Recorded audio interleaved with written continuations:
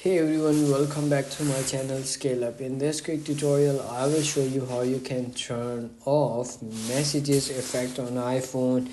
Let's get started. Open up your iPhone settings and then go to the accessibilities. There you will find motions. In this you will get the second last option over here, autoplay messages effect.